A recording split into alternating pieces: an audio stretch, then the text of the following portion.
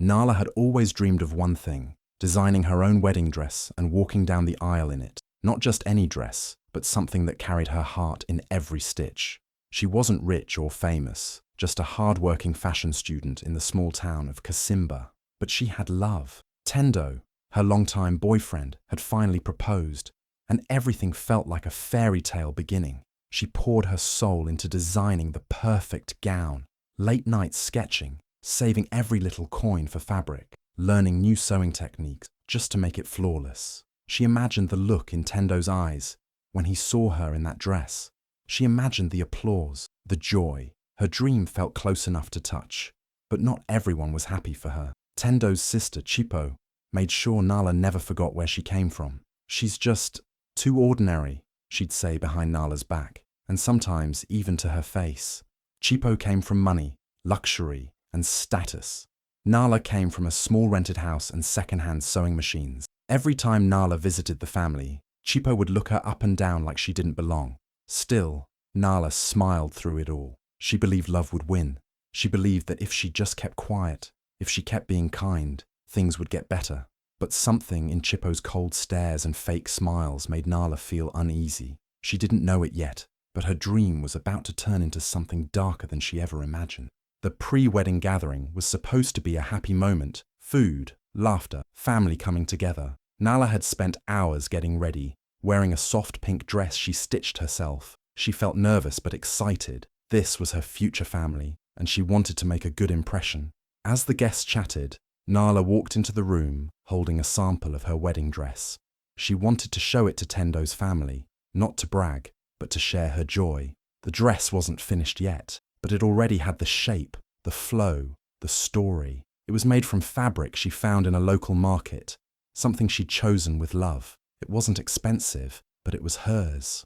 Then came the moment that broke her. Chipo, standing by a group of women, took one look at the dress and laughed, loud enough for everyone to hear. "Is that your wedding dress?" she said, shaking her head. "Looks like cheap fabric from the streets."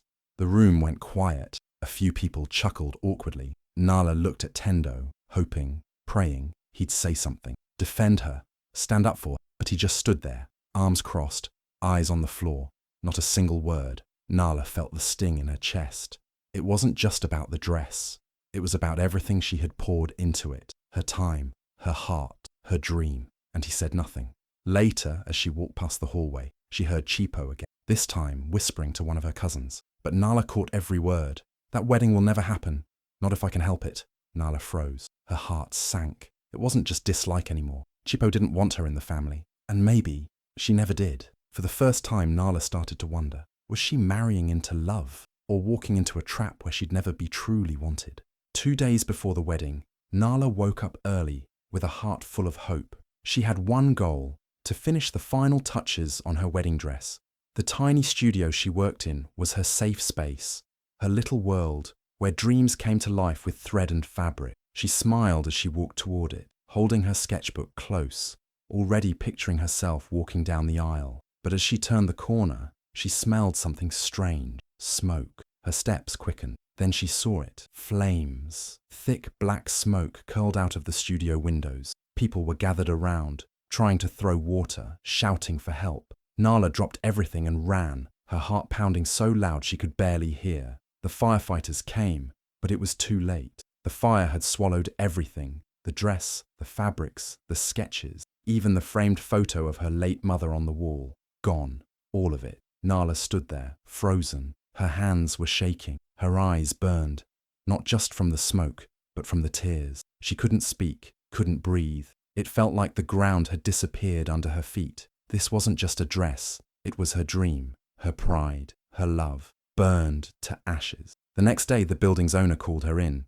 He had checked the CCTV footage. His face was serious, eyes full of pity. "I think you need to see this," he said, turning the laptop screen toward her. And there it was, Chipo, walking out of the studio just minutes before the fire started, holding something small and shiny in her hand, a lighter, and on her face, a smirk, cold, proud, like she had won something. Nala's mouth went dry, her chest tightened. She felt sick. It wasn't an accident, it was her. Chipo had done it. She had destroyed everything. But why? How could someone hate her that? Nala sat there in silence, the image of her burning dress flashing in her mind like a nightmare she couldn't wake up. She thought losing the dress was the worst thing that could happen, but she was wrong. This was only the beginning. Nala sat across from Tendo, her hands shaking as she held out her phone. Her heart was pounding. She'd watched the footage a dozen times, hoping, somehow, she was wrong, but she wasn't. And now he had to see it too. "I need you to watch this," she said, her voice barely above a whisper. Tendo took the phone, pressed play. For a moment, his face didn't change. Then he saw it, Chipo, walking out of the studio, the lighter in her hand, the smirk on her face. Nala watched his reaction closely, waiting for something: anger, shock, sadness, anything. But when the video ended, all he said was, "She's my sister." Nala blinked. "I know, but she burned my dress, Tendo. She destroyed everything." He looked down, avoiding her eyes. "I can't hurt her. She's family. We've been through a lot together. Just let it go. Let it go." The words hit her like a slap. Her heart, her dreams, her hard work, all turned to ash, and he wanted her to stay quiet. Tears filled her eyes, but she didn't let them fall.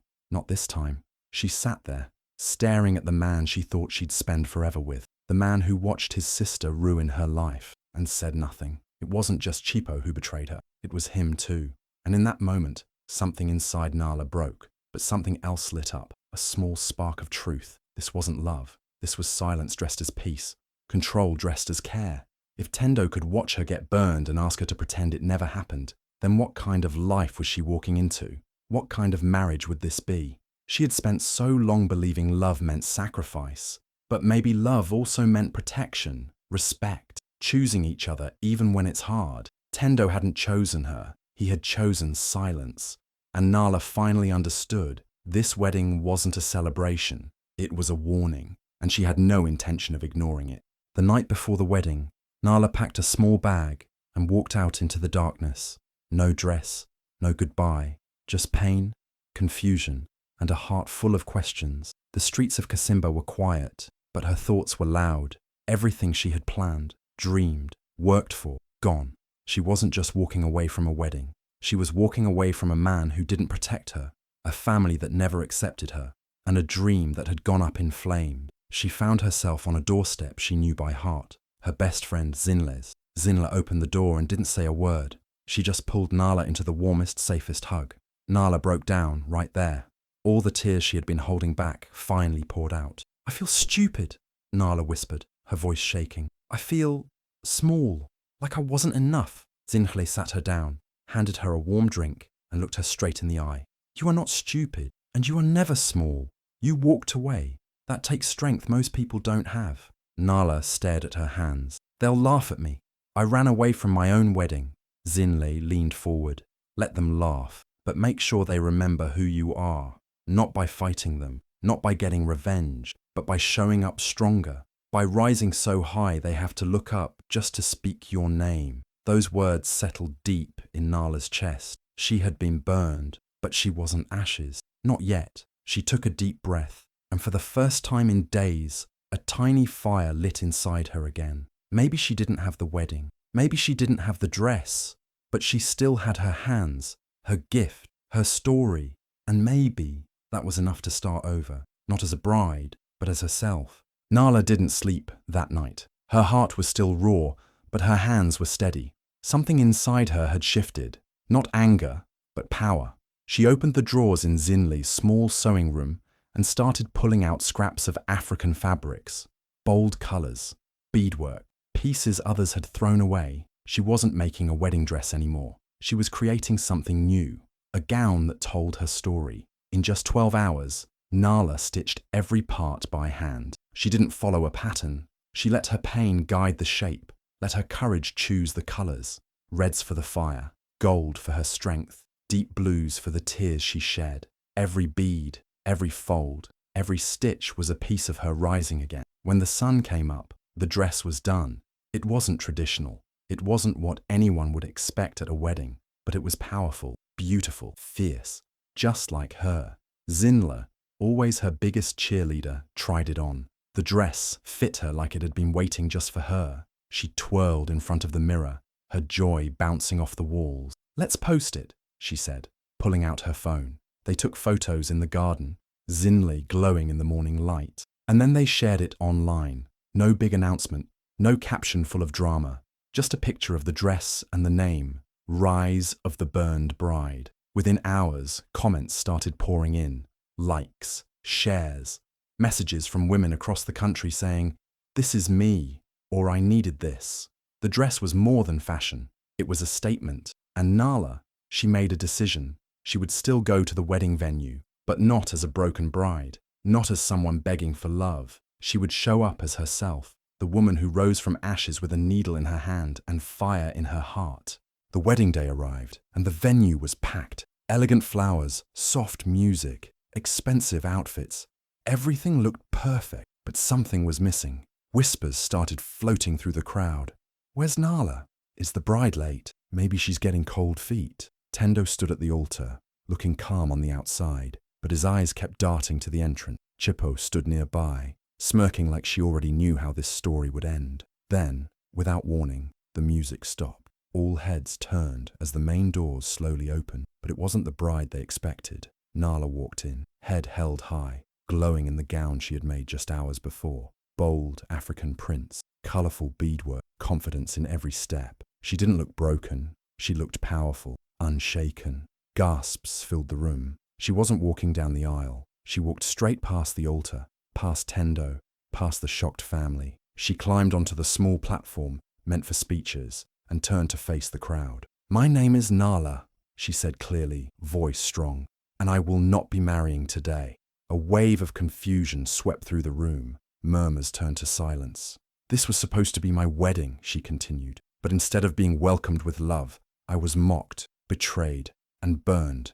Literally, she paused, letting the weight of her words settle. "But I didn't come here to cry. I came here to rise." She turned and pointed to the dress she wore. "This is the first piece from my new fashion brand, Rise of the Burned Bride. It's for every woman who's been hurt, doubted, or silenced.